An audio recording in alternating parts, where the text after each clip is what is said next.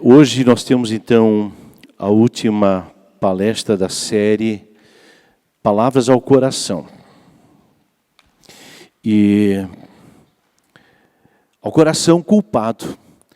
Nós ouvimos há 2 semanas atrás ao coração inquieto, semana passada ao coração ferido e hoje ao coração culpado.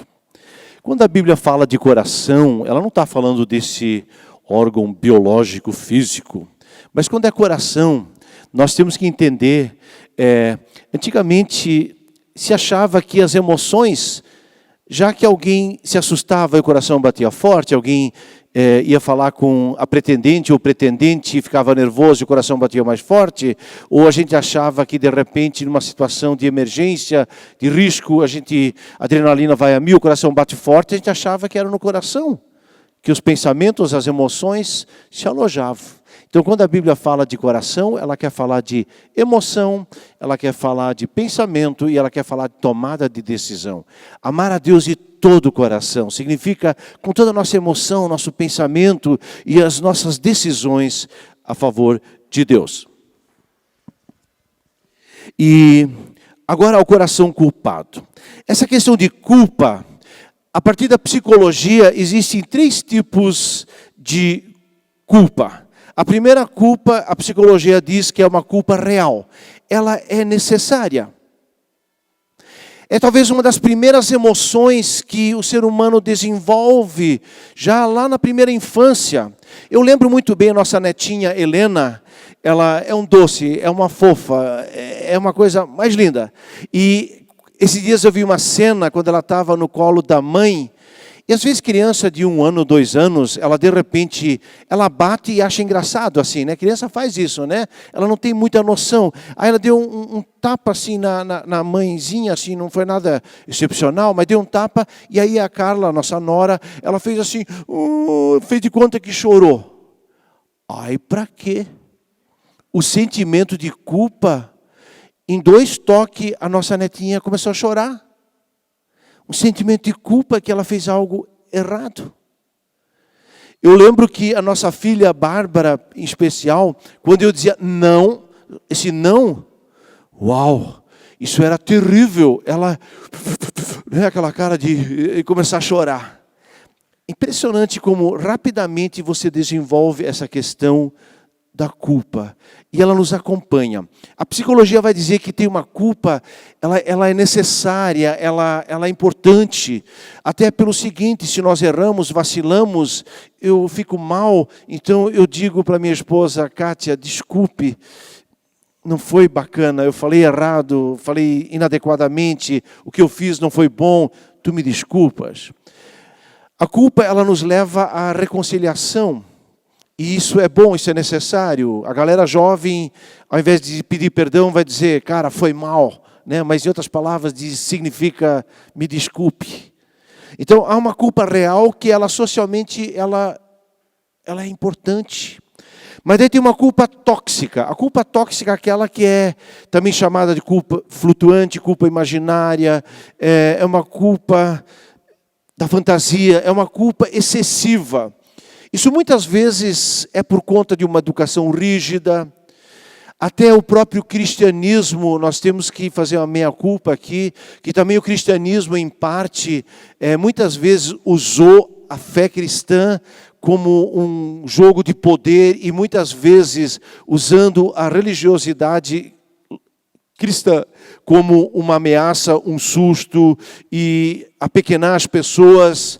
Se nós olharmos as catedrais construídas na Idade Média, pode ter certeza, elas foram construídas com intuito, elas são muito altas. A Catedral de Köln, por exemplo, elas são muito altas. A intenção era para dizer que Deus é muito, muito, muito grande, a igreja é muito, muito, muito poderosa e que, na verdade, nós, seres humanos, caminhando nessas catedrais, somos insignificantes. Isso para aumentar o nosso sentimento de culpa. Então, toda forma de penitência, de exigências, isso muitas vezes criou e gerou uma cultura de culpa e de medo. Mas não é só o católico, não. Vamos agora para o outro lado evangélico. Nós temos religiões, denominações evangélicas, que também usam isso muitas vezes como uma forma de controle. inclusive dentro do viés do puritanismo, do qual eu também bebi um pouco. Eu não estou criticando que a seriedade, levar uma vida com Deus, ela é bonita. Mas muitas vezes, em nome de uma piedade, você joga um fardo, às vezes, tão pesado sobre os seus fiéis. Você joga, às vezes, um peso e uma fé quase inatingível. Não é em vão que em muitas comunidades cristãs, evangélicas, muitas vezes os pais frequentam e os filhos não querem participar, não. Porque é muito peso. Então, também aqui a cultura cristã muitas vezes criou uma culpa tóxica, que não é real. Ela é muito mais da nossa educação. Mas isso também era, às vezes, potencializado pelos professores, isso podia ser potencializado também pelo padre, pelo pastor, isso podia ser potencializado pelos familiares, outras pessoas aumentando a nossa responsabilidade de maneira tão grande que você não tem condições de, então, atender e suprir as exigências. E muitas vezes é com muita terapia que você tem que trabalhar isso para tirar essa culpa tóxica. E, finalmente, a psicologia vai falar também de uma culpa existencial. Uma culpa existencial, por exemplo, é o seguinte: por que nós aqui em Jaraguá do Sul estamos tão bem? Por que de repente, né, o índice de homicídios é baixíssimo, a violência é relativamente ainda tranquila, e aí a gente vai para o Rio de Janeiro, os morros lá, que coisa angustiante. As pessoas saem de manhã e de repente voltam e alguém foi atingido por uma bala perdida. A gente fica mal. Ou de repente, por que nós temos comida em abundância e precisamos fazer dieta, comer menos e restringir, comer mais verde, mais salada, e de repente na África tem gente passando fome. Nós usamos a água aqui para botar na piscina, e aí descarga é com água potável, e 2 bilhões de pessoas nem sequer água potável têm. A gente entra de repente numa culpa existencial, numa culpa social. Por que alguns têm tanto dinheiro e outros de repente vivem com um punhadinho de dólares, passar o mês todo? Estão entendendo? Queridos, culpa. Eu quero ainda falar aqui do David Cornfield, não David Copperfield. David Copperfield era o mágico, lembram? Mas David Cornfield, ele é um autor cristão e ele escreve um livro chamado Restauração da Alma. Ele divide em 2 formas, agora sob um prisma cristão. Ele vai falar que existe uma culpa verdadeira, que é a culpa real. De fato, algo aconteceu e a gente pede perdão. Tá? Vacilamos, reconhecemos o erro, pedimos perdão. Mas também existe a culpa falsa, que é essa culpa tóxica. A psicologia certamente tem ferramentas muito importantes e muito úteis para tratar da culpa do ser humano. Porém, também ela tem o seu limite diante da culpa real que o ser humano carrega dentro de si, enquanto parte de uma natureza doente e caída em pecado. Essa semana eu tinha que levar o carro para a oficina. Era de manhã cedo, às 7h30, eu quis vir pela SCAR, né? Mas aquele trânsito é uma loucura de manhã, né? Na verdade, quem mora para aquelas bandas de lá. Aí eu pensei, vou dar uma de esperto. Eu vou vir aqui para o centro, mas quando eu cheguei aqui na frente da igreja, eu tinha que ir lá para a VEG, né? Quando eu cheguei aqui na frente da igreja, a fila lá da primeira sinaleira já estava até aqui. Aí eu pensei, cara, isso vai levar uns 3, 4 tempos do sinal ainda, até que eu finalmente puder ir para lá. Aí dei uma de esperto. Eu vou pegar a pista da direita, porque ela tem um fluxo mais rápido, né? A sinaleira verde está mais tempo aberta. Eu vou, e quando eu passei da primeira sinaleira, eu vou quebrar a esquerda lá na Influxo, na frente lá do Toninho Cabeleireiros. Vou para a esquerda, dou a volta e já venho, porque para cá é livre. Aí já pega a sinaleira. Passei da frente de todo mundo e eu vou chegar antes na oficina. E eu fiz isso, parcialmente. Passei a sinaleira e quando cheguei lá tinha um Fiesta lá que fez exatamente isso que eu quis fazer. Cara, eu morri de vergonha. Eu não tive mais coragem de fazer. Aí eu fui ter na outra sinaleira direitinho, que também segue para lá na Rede Feminina de Combate ao Câncer. Só que me deu um clique. Seria errado eu fazer isso? Isso seria passivo de multa? Eu acho que não, até que não. Disfarçar que fez de conta que estava lá e vim para cá depois, de boa. Mas é imoral. Porque se 50 pessoas fizessem a mesma coisa que eu fiz, você consegue imaginar o caos? E é impressionante como a gente dá uma de espertinho durante a vida em N situações, onde eu acho que eu posso dar um jeitinho, maldito jeitinho brasileiro. Mas se um faz, o outro faz, os outros fazem, de repente vira um caos. Estou entendendo? É disso que nós estamos falando, da nossa responsabilidade, que nós puxamos para nós. Se você gasta mais dinheiro do que você tem, a gente dá um jeito no final. Mas se todos da família vão fazer da mesma maneira, vai ser um problema. Se você deu uma traidinha durante a sua vida de casamento, mas se o outro fizer isso também. Eu puxo um baseadinho no final de semana que me dá um momento super legal aí. Mas se o seu filho fizer isso também, isso é um problema. E seus vizinhos, seus netos depois, estão entendendo? Eu no emprego, eu chego um pouco mais tarde, saio um pouco mais cedo, ninguém percebeu, eu trabalho um pouco mais e no final dá tudo certo. Mas se todos fizerem isso, se todos furarem a fila no restaurante, se todos estacionarem lá no lugar lá para idosos ou para cadeirantes, é isso, queridos. A gente gosta de criticar o outro, julgar o outro pelo que ele faz, e pela gente, a gente olha pela sua intencionalidade. Eu quero ser um bom pai, eu quero ser um bom marido, eu quero ser um bom cidadão, eu quero ser um cara justo, eu quero ser um cara bacana, só não quero. Mas se o outro lá, se o que eu efetivamente faço. Bom, gente, é nessa linha que nós temos que falar de culpa. E como é que é esse lance de tipos de comportamentos diante da culpa? Vejam bem, mentes perversas e psicopatas. Existe um livro chamado Mentes Perigosas, escrita pela Ana Beatriz Barbosa Silva. É uma psiquiatra que há 10 anos atrás, ela escreveu um livro chamado Mentes Perigosas, ao seu lado pode morar um psicopata. Ela afirma que de cada 100 pessoas, 3 ou 4 têm traços de psicopatia. E um sintoma de um psicopata é que ele não sente culpa sobre nada que faz. Pode ser um serial killer, e o cara pode fazer... O cara não tem remorsos nenhum.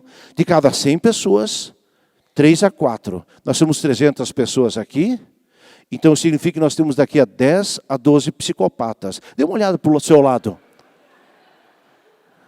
Dá uma olhadinha para o lado. Eu não. Talvez eu, talvez você. Mas essas pessoas não sentem culpa. Depois, pessoas que têm mente cauterizadas pela cultura do erro, a cultura da corrupção. Eu vi uma vez uma entrevista e perguntaram a um desses caras que desviaram milhões também na nossa nação brasileira: você não sente uma tristeza quando tu vê, de repente, em jornais, pessoas nos corredores, pessoas de idade morrendo, e por falta de atendimento e condições e de cuidado de saúde? Aí o cara disse: não, eu nem olho para isso. Estão entendendo? Mentes cauterizadas pelo erro, parece que já não sente mais a dor alheia. 3, existe sim uma culpa excessiva que nós já vimos, às vezes até inflada e potencializada pela própria religião ou pela educação rígida, mas existe uma culpa real. Queridos, essa culpa real, essa precisa ser tratada. Antes de vermos um texto bíblico, eu queria citar uma pequena história. Eu ouvi uma vez, isso aconteceu na Alemanha, que um senhor, ele procurou um psiquiatra, porque ele não conseguia mais dormir.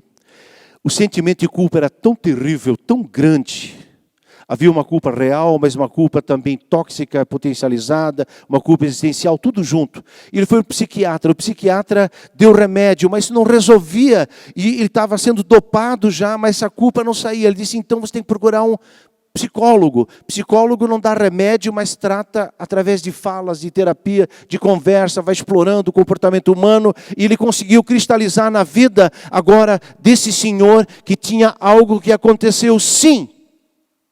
Esse homem, durante a Segunda Guerra Mundial, ele matou algumas pessoas. Ou mata ou morre dentro do contexto de guerra. Mas isso não deu paz, mas isso tirou toda a paz dele. E aí ele estava agora, ele sabia que era isso, e ele conseguiu verbalizar isso. Mas agora esse terapeuta disse, agora procure um religioso. E aí ele procurou um pastor. E esse pastor entrou na sua igrejinha, veio até no frente do altar, ele e o pastor, né, aquela pessoa, e a cruz como símbolo de que alguém pagou por tudo aquilo que infelizmente nós não damos conta. E eles oraram sobre isso e colocaram isso na presença de Deus. E esse pecado foi tratado a partir daquele que disse, está consumado. A partir daquele que é o Cordeiro de Deus, que tira o pecado do mundo. João 1, 29. O que fazer diante da culpa real? João 1, 29 vai dizer, vejam o Cordeiro de Deus que tira o pecado do mundo. Porque quando nós chegarmos em algum momento na nossa vida, diante de uma situação dramática, ou de morte, ou de final de vida, nós vamos dizer que essa coisa que nós erramos, ela nos angustia. Eu lembro quando criança nós brincávamos em rios, e aí carregávamos a pedra debaixo da água para fazer um dique, fazer uma represa, e aumentar um pouquinho mais, né, a altura da água. Mas debaixo da água você carrega uma pedra, mas para tirar ela da água fica difícil. Ou carregar um tronco, ou às vezes carregar pessoas. Às vezes uma criança de 10 anos de repente carrega o pai ou a mãe na água assim, né? Ela fica tão feliz porque tem força. Enquanto nós estamos nesse dia a dia, dá para submergir, dá para camuflar, dá para barganhar com nossos vacilos. Mas diante da eternidade, quando um dia nós vamos ter que sair, e aí nós vamos perceber que esse peso do erro é grande. Aqui eu lembro uma outra história do Hans-Peter Royer, é um palestrante alemão. Ele disse, é um cara muito bom, falava para jovens, e é um cara que fazia esqui, fazia porque ele faleceu aos 53 anos, num trágico acidente nas montanhas lá da Áustria. Mas ele diz assim que ele tinha um amigo que vivia tirando sarro dele. Um amigo que tirava palha dele porque ele era cristão e o amigo era um debochado. Mas era um amigo, continuava essa amizade. E um dia esse amigo também sofreu um acidente de esqui. E esse amigo foi internado e ficou 3 semanas em coma. E agora esse Hans-Peter Royer, ele queria visitar esse amigo debochado, que debochava da fé cristã. E ele pensou, cara, eu vou lá, o cara vai, vamos ver o que ele vem hoje sobre mim. E aí quando ele entrou lá no hospital, entrou na sala, ele agora tinha saído do coma, e quando ele viu o amigo, ele percebeu que o amigo não estava para debochar, não.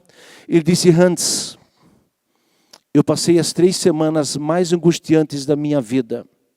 No meu coma, no meu torpor, na minha lucidez, parte dela, eu queria alguma coisa substancial e eu não achava. Eu só lembrava de uma música cristã da infância. Deus sempre me ama. Assim, uma música bem simples, com Amor Me Chama. E por isso eu cantarei. E essa pequena melodia infantil, uma pequena frase, esse no meu coma, no meu torpor, eu repeti essa frase dia e noite, para me agarrar em alguma coisa que me consolasse, que me dava esperança, se eu viesse a morrer. A culpa dá para botar debaixo do tapete, ao longo da jornada. Mas em algum momento, ela precisa ter o endereço certo. E João Batista, quando viu Jesus caminhando, foi uma palavra profética, o Cordeiro de Deus que tira o pecado do mundo. E aí nós vamos ver 1 João 1, 7 e 9, que diz, olha só que palavra bonita, se andarmos na luz, que é Jesus Cristo, Deus e Espírito Santo, se andarmos na luz como Ele está na luz, nós temos comunhão, somos juntos aqui, num pensamento, numa fé, temos comunhão um com os outros, e o sangue de Jesus, aquilo que foi pago e derramado na cruz, nos purifica de todo o nosso pecado. E Ele é fiel e justo para nos perdoar os pecados e purificar de toda a injustiça. Eu preciso chegar ao fim da minha fala, mas eu ainda preciso pegar um gancho aqui, do Ricardo Barbosa de Souza, é um escritor, pastor, palestrante. Ele diz assim, nossas emoções no coração, elas precisam ser nutridas com convicções. Não dá para viver só na emoção. Nossa emoção ela é alta e baixa, um dia sim bom, outro dia está ruim. Nós precisamos de algumas palavras de vigor dos nossos pais, dos nossos avós, algumas palavras que dão o nosso norte. E nesse sentido nós precisamos também palavras que deem o norte para a nossa espiritualidade. E ele escreve um livro chamado Pensamentos Transformados, Emoções Redimidas. E ele fala aqui no sentido do perdão, e ele diz que nós precisamos sim. Nós precisamos de algumas coisas fortes. E aqui eu quero mostrar um outro lado do cristianismo. É um lado do cristianismo que mostra o diagnóstico, mas acima de tudo mostra a cura e o perdão. Paulo vai dizer, onde abundou o pecado, superabundou a graça. E aí eu quero falar uma palavra, eu quero ler esse texto de Romanos 8, 31 a 35. Romanos 8, 31 a 35. Aqui o apóstolo Paulo faz 4 perguntas retóricas. Pergunta retórica, ele faz umas perguntas que ele mesmo responde. E essas perguntas retóricas dizem assim, que diremos, pois, diante dessas coisas, se Deus é por nós, quem será contra nós? Aquele que não poupou o seu próprio filho, mas entregou por todos nós, como não nos dará juntamente com ele, de graça, todas as coisas? Quem intentará acusação contra os filhos de Deus? Foi Cristo Jesus que morreu e mais, que ressuscitou, está à direita de Deus e também intercede por nós. E versículo 35, quem nos separará do amor de Cristo?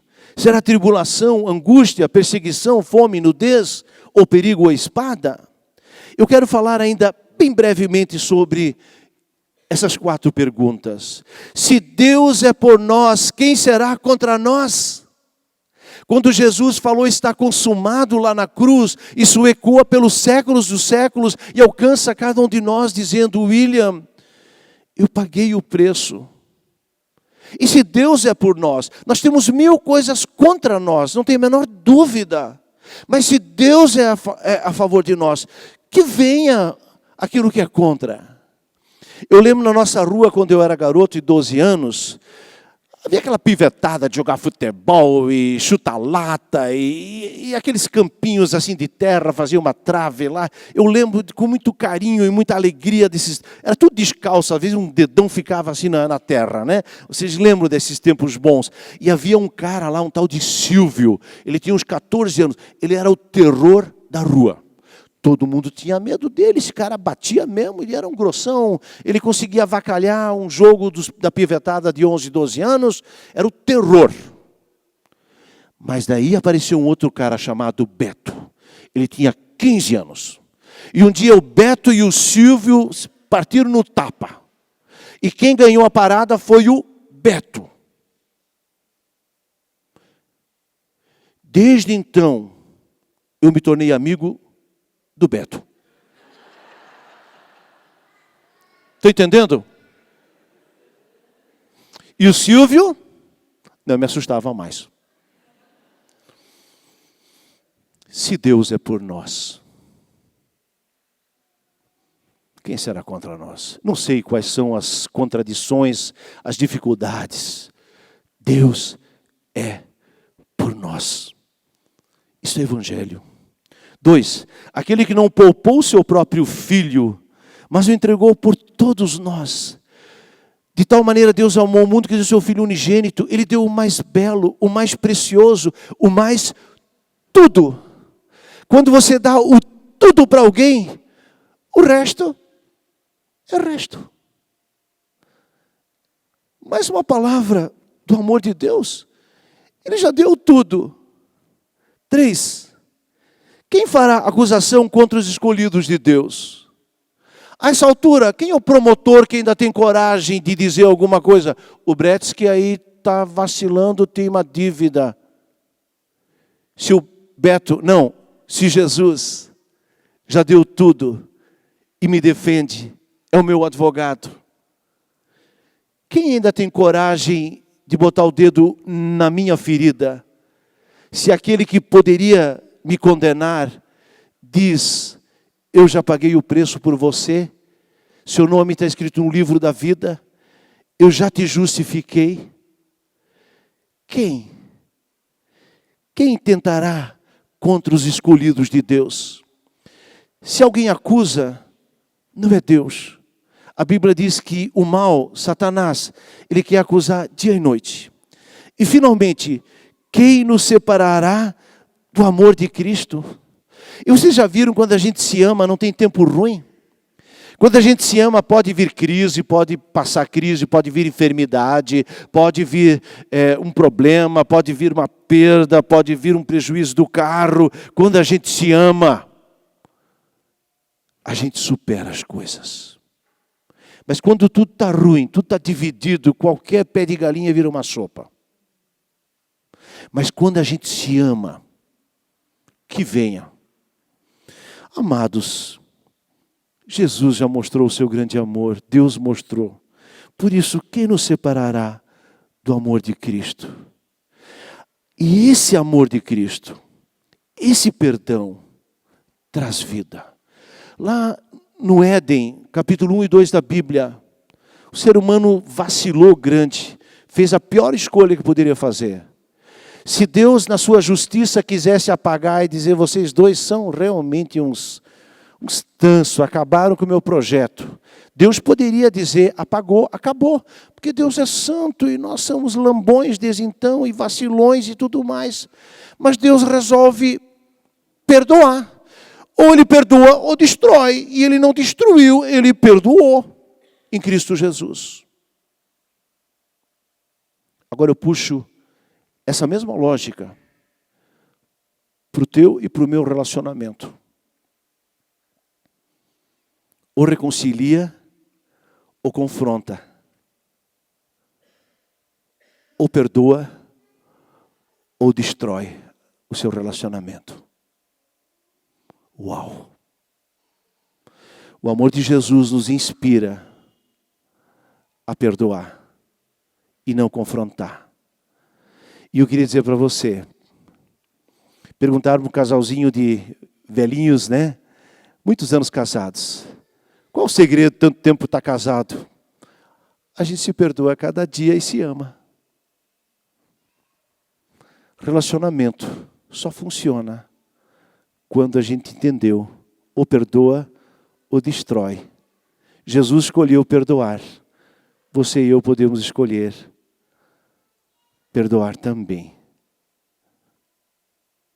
Coração culpado. O perdão de Deus em Jesus Cristo, o Cordeiro que tira o pecado do mundo, nos permite recomeçar. Deus abençoe a cada um de nós. Amém.